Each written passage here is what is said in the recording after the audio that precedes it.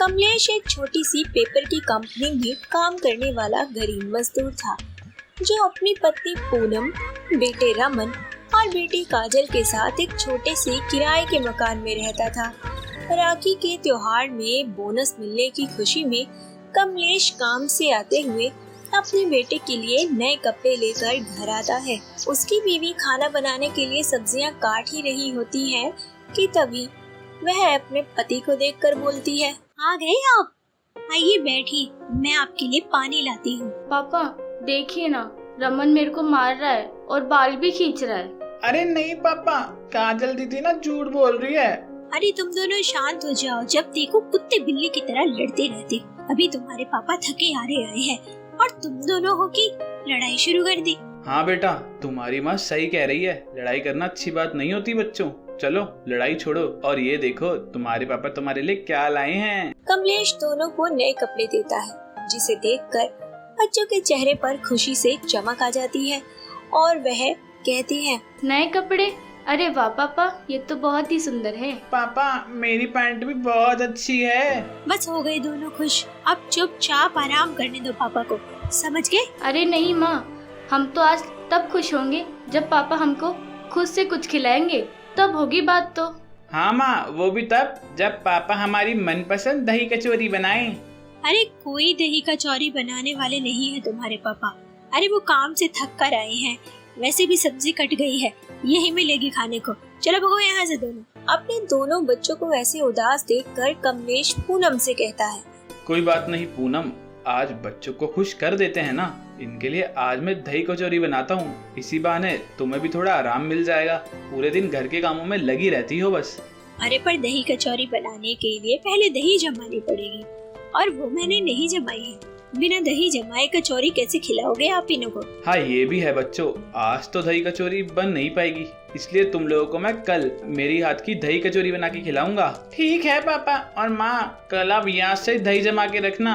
हाँ हाँ मेरे शाहरुख खान, जमा दूंगी दही मैं। अगले दिन कमलेश बच्चों के लिए दही कचौरी बनाता है और अपने परिवार को खिलाता है, जिसे खाकर उसका बेटा कहता है, पापा आपके हाथ में तो जादू है, आपके जितनी स्वाद दही कचौरी कोई नहीं बनाता, यहाँ तक कि माँ भी नहीं बनाती। ये तो सही कहा आपके बेटे ने, मैं भी कितनी कोशिश करती हूँ, लेकिन आपके जैसे दही कचौरी जैसा स्वाद मेरे हाथों में नहीं आता। ऐसा कुछ नहीं है, एक यही चीज है जो मैंने मेरी माँ से बनाना सीखी थी। पापा आप भी खाइए ना हमारे साथ, तुम लोग को खाते देख मेरा पेट तो ऐसे ही भर जाता है, तुम खाओ बेटा।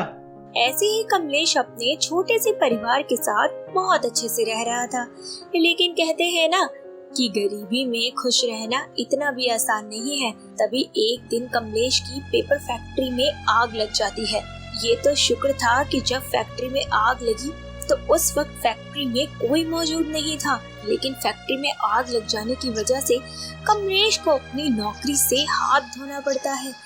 शाम के समय वह निराश होकर अपने घर पहुंचता है और अपनी पत्नी को यह बुरी खबर सुनाता है।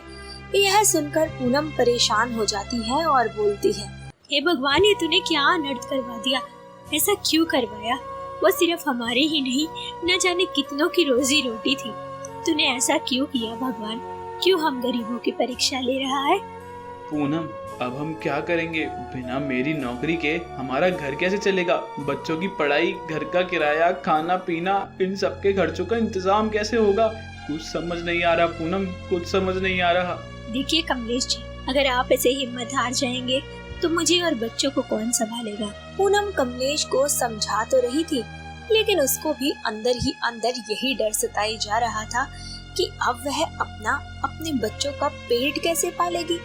अगले ही दिन कमलेश नौकरी की तलाश में निकल जाता है। सुबह से शाम हो जाती है, लेकिन कमलेश को कोई नौकरी नहीं मिलती।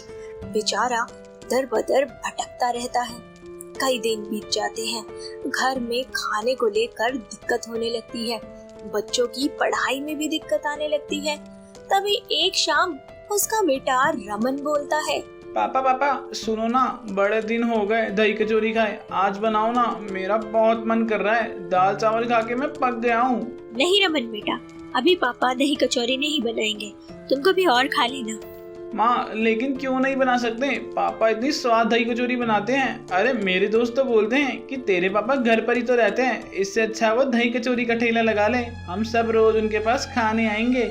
रमन चुप कर, जब माँ मना कर रही है तो जिद क्यों कर रहा है? चल यहाँ से। काजल रमन को अंदर ले जाती है, लेकिन रमन की कही बात कमलेश को भा जाती है। तभी कमलेश अपनी पत्नी से कहता है, पूनम क्यों ना मैं दही कचौरी बनाकर बेचने का काम ही कर लूं? रमन तो सही कह रहा था, मैं घर पर ही तो बैठा रहता हूँ, इससे अच्छा मैं दही कचौरी बना के बेचूं। अपने गांव के आसपास कोई दही कचौरी वाला नहीं है। बात तो आपकी सही है, लेकिन दही कचौरी बनाने का सामान बहुत महंगा है। ऊपर से बनाकर बेचने के लिए थोड़े नहीं ज्यादा दही और कचौरी की जरूरत पड़ेगी। उसके लिए पैसा कहाँ से लाएंगे आप? उसके लिए पैसों का इंतजाम मैं कर लूंगा। लाला जी से उधार ले लूंगा पैसे, और अपना काम चल गया तो मैं उनका उधार भी चुका दूंगा। और फिर खाली बैठे रहने से तो अच्छा ही है ना कि कुछ न कुछ कोशिश की जाए। कमलेश लाला जी के पास जाकर थोड़े रुपए उधार ही ले आता है, जिससे वह दही कचौरी के कुछ मसाले और सामान खरीद लाता है।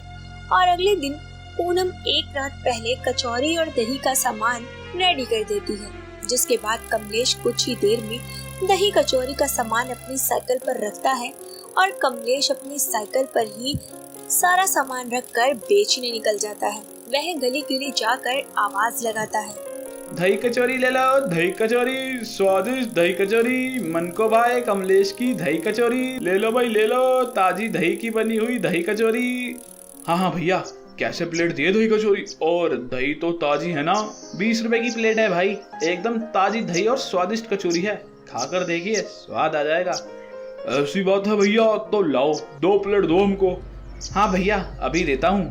तभी कमलेश उसे 1 प्लेट दही कचौरी देता है, जिसकी खुशबू आते ही वह आदमी बोलता है, वाह भैया क्या दही कचौरी है, एकदम लाजवाब। मतलब इसमें जो ऊपर से अनार डाले ना, कसम से मजा आ गया हमको। जी भैया जी, एकदम ताजा दही और अच्छे सामान से बनाते हैं, आज ही से हमने ये काम चालू करा है। अगर आपके आसपास कोई दही कचौरी का शौकीन हो तो उसको हमारे बारे में जरूर बताइएगा। अच्छा ये ले अपने 20 रुपए, सच में बहुत नाम कमाएगी तुम्हारी ये दही कचौरी।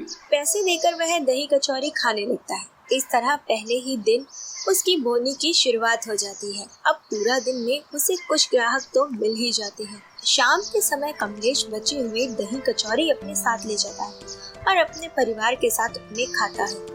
वक्त गुजरता जाता है, समय के साथ सभी लोग उसे दही कचौरी वाले के नाम से जानने लगते हैं। कमाई अच्छी होने के बाद कमलेश साइकिल छोड़कर बाजार में गरीब दही कचौरी वाले के नाम से ठेला लगा लेता है। एक रोज जब उसकी दुकान पर भीड़ लगी होती है, तभी एक आदमी आता है और उससे कहता है, अरे कमलेश, थोड़े दही कचौरी बचे हो तो हमारी प्लेट में भी दे दो भाई। अरे राम भैया आप रुकिए, अभी देता हूँ। एक बात बताओ कमलेश भाई, इतने स्वादिष्ट दही कचौरी कैसे बना लेते हो?